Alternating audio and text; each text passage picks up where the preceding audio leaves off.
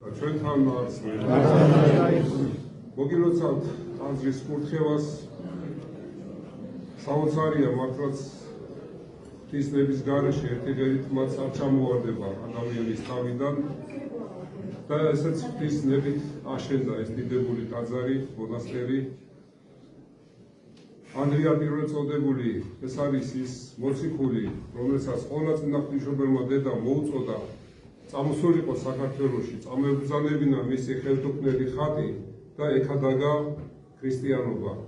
აი სწორედ ჩვენი მხრიდან ეს პატივისცემა გამოხატეთ, რომ სწორედ მის სახელზე აშენდა ეს ტაძარი. ჩვენ ვხედავთ, რომ რახან ღვთისმშობელის წირხვედრი გახდა საქართველო, ძალიან ბევრი უპირატესობა მიეცა ჩვენს ეკლესიას, ჩვენს ერს.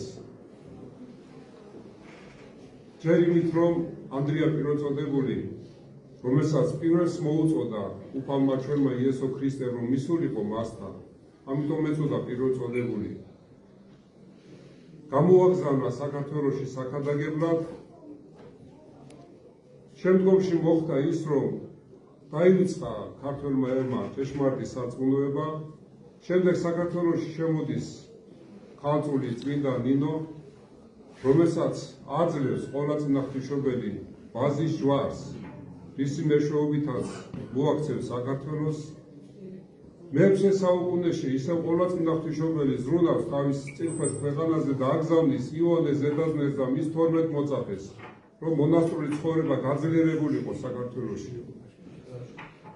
და ყოველთვის დიდი მეოხება აქვს ღვთის წინაშე ყველა წინა ღვთისმშობელ დედას. დღეს რომ საქართველო არსებობს, დღეს რომ მართლმადიდებლობა საქართველოში ესე დედა ღვთისმშობლის შეწირვა და დახმარება არის. ჩვენ ვფიქრობთ, რომ მართლაც აი როგორც ნაციონალ-სამართლელები საქართველოზე, რომ როცა სხვა მართლმადიდებლურ ქვეყნებში განხარდება ქრისტიანობა, ჭეშმარიტ სარწმუნოება, საქართველო თავის სიტყვას იტყვის. ჭეშმარიტ სარწმუნოებას განამტკიცებს.